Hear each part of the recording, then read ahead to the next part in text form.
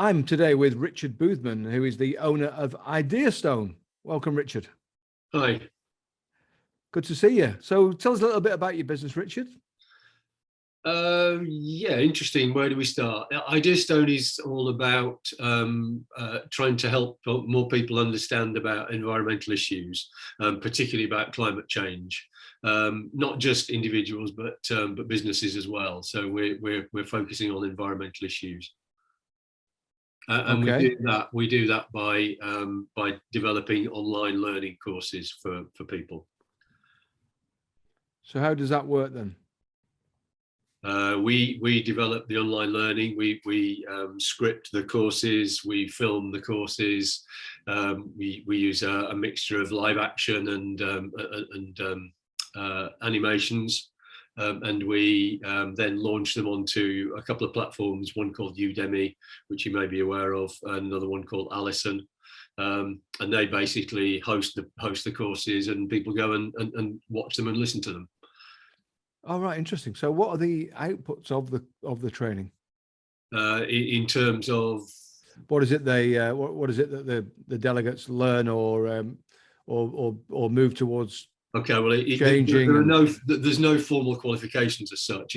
They're more for sort of interest, but we do things like the most popular one we've done is something called what do we mean by climate breakdown? So it's a relatively short course trying to explain to people what climate breakdown is and what the consequences are.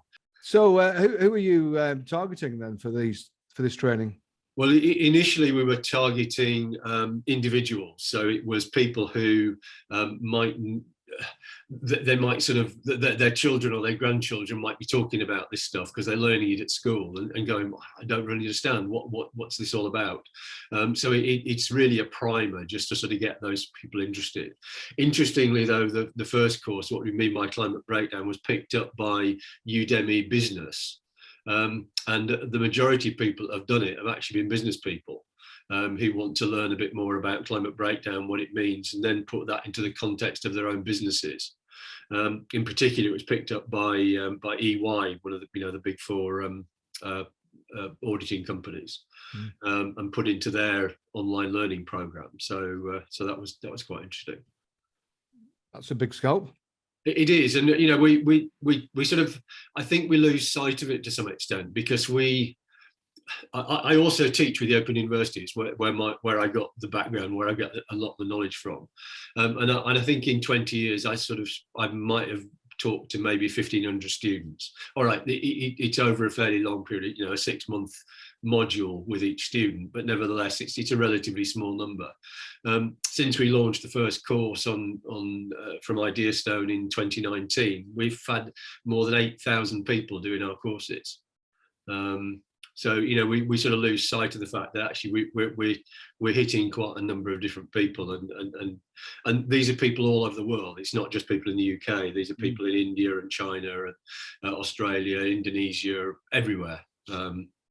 Yeah, it's a global issue. It is. Yeah, correct. Yeah. Did you say since 2019? Yeah. We've been going longer than that. We moved back up to the north in 2014, and I left a business behind down in the south where I was based. We're sort of scouting around for things to do, and I started doing freelance training for a number of other companies. It was easy to do that, let them do the marketing, let them find the customers, and I just go along and deliver the courses. And then when people started talking about Brexit and Brexit became an issue, suddenly training just dried up completely and there was no training available at all. So it was a question of really thinking about the business and what do we want to do. And we pivoted the business almost completely from doing that sort of freelance training to developing and delivering our own courses, but doing it online. And part of the reason for doing that is the same reason that I was looking at freelance training before, is that I'm hopeless at marketing. We're not great at marketing.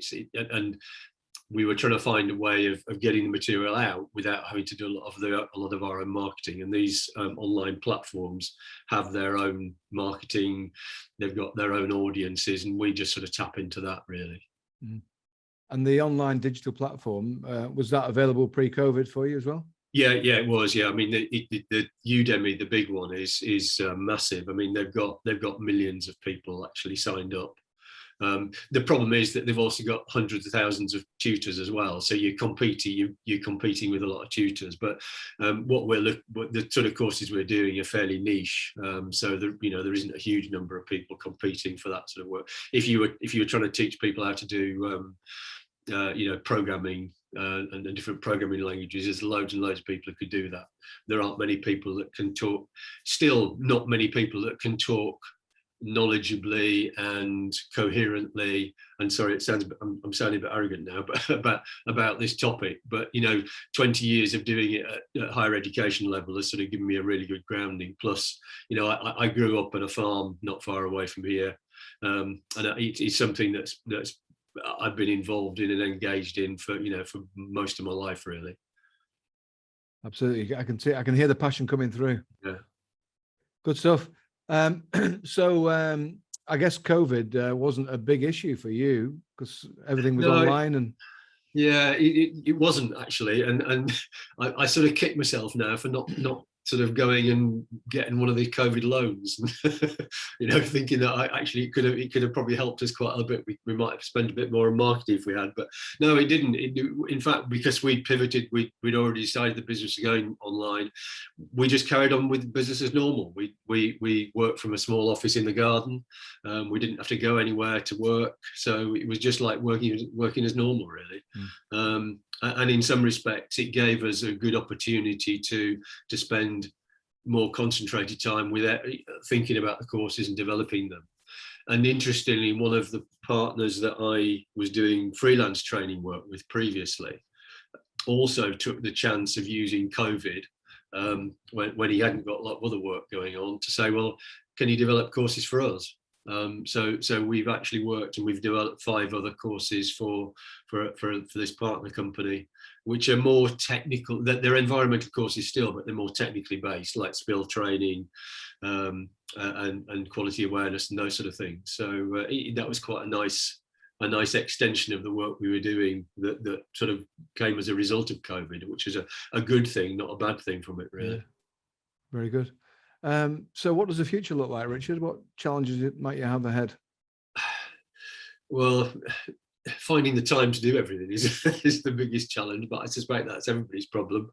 But what we're trying to do at the moment is we're trying to build up a more of a customer base, if you like. What I've got in mind, you mentioned net zero a little while ago, and we're currently using ourselves as a case study to go net zero. So I've committed the business to go net zero by 2027, which is a fairly ambitious target. We're not big emitters, obviously, given what we do, but nevertheless, it's an interesting project to take on. So we're setting ourselves up as a case study, and my plan is that probably in April next year, I want to deliver a net zero course for small businesses, small business owners and decision makers, but do it much more interactively. So it's not just an online delivery. We try and deliver it we do some online stuff, we do some live action in this way, over Zoom or something like that, but not but much more sort of interactive and much more engaging, and provide companies and people with the tools that they need to actually not just think about it, but also actually take action, so that by the time they come to the end of the course, hopefully they've made a commitment and have some of the tools available to make that change themselves. So in the business life that you've had, Richard, what have you learned along the way, and what advice might you give to somebody starting out? Ooh, that's an interesting question, isn't it? I think it's as much to be, it's go with your passions in some respect. It's interesting how many people I talk to who've actually made their interest into their business. And I think, the rise of the internet and the ability to do things remotely and to use people from different parts of the world to do stuff for you means that you can change, and business is different. It can be done in a much different way to what it was done sort of 20 or 30 years ago. So it's come up with your passion and actually go with it, make something of that. and it's interesting seeing the number of people that are actually that are doing that, and seeing that sort of business develop. And that's what you did too. That's what we did. Yeah. It took a while, but we got there eventually. Great advice, Richard. Thank you very much.